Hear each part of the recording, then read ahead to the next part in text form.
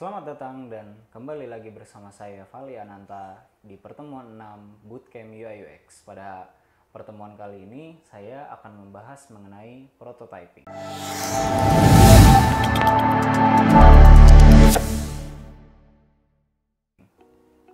Ya, prototyping adalah langkah yang penting dalam proses desain UI UX yang memungkinkan desainer untuk membuat versi awal dari produk atau fitur yang mereka rancang.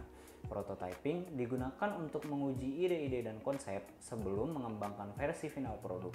Dalam konteks desain UI UX, prototyping mengacu pada pembuatan model atau simulasi interaktif dari antarmuka pengguna.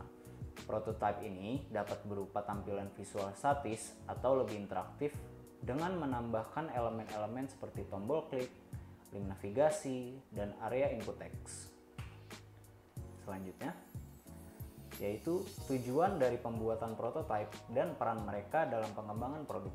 Tujuan utama dari pembuatan prototype dalam pengembangan produk adalah untuk menguji dan menguji lagi konsep atau ide sebelum produk akhir dibuat. Prototype adalah versi awal dari produk yang dapat diuji untuk melihat bagaimana pengguna bereaksi terhadap desain, fitur, dan fungsionalitasnya.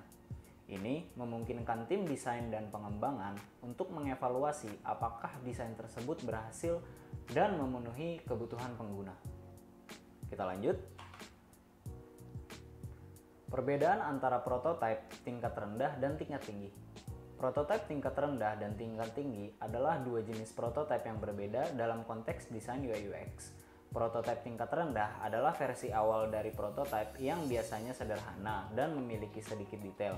Biasanya dibuat dengan cara yang lebih cepat dan tidak memerlukan banyak waktu untuk dirancang. Prototype ini membantu desainer untuk menguji ide-ide dasar dan konsep desain sebelum melakukan investasi besar dalam pengembangan produk. Prototype tingkat rendah seringkali berfokus pada struktur umum, tata letak halaman, dan alur kerja umum. Lanjut, di sisi lain, prototype tingkat tinggi adalah versi yang lebih lengkap dan mendetail dari prototype.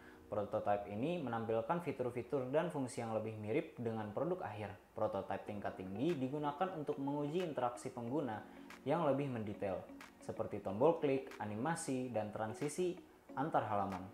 Prototipe tingkat tinggi memungkinkan desainer untuk mendapatkan umpan balik yang lebih mendalam tentang pengalaman pengguna secara keseluruhan.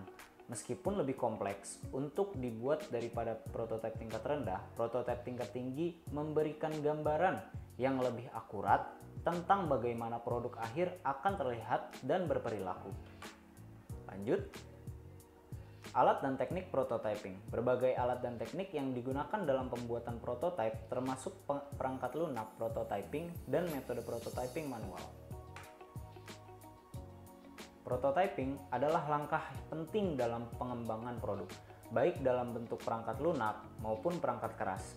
Berbagai alat dan teknik digunakan untuk menciptakan prototype yang bertujuan untuk menguji dan memvalidasi ide sebelum final diproduksi. Dalam konteks perangkat lunak, beberapa alat populer seperti Figma, Sketch, Adobe XD. Alat-alat ini memungkinkan desainer untuk membuat mock-up interaktif menyerupai aplikasi atau situs web yang sebenarnya, memungkinkan pengujian antarmuka pengguna dan alur kerja secara menyeluruh. Selain itu, terdapat alat prototyping yang lebih teknis seperti Axure RP, InVision yang mendukung pembuatan prototipe dengan logika interaktif yang lebih kompleks, serta memungkinkan kolaborasi tim secara real-time.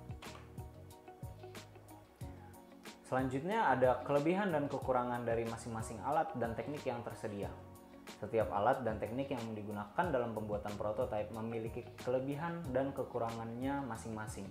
Alat prototyping digital seperti Figma, Sketch, Adobe XD memiliki kelebihan dalam kemampuan membuat mockup yang sangat interaktif dan realistis. Mereka memungkinkan desainer untuk dengan mudah membuat dan merubah desain, serta mendukung kolaborasi tim secara real time.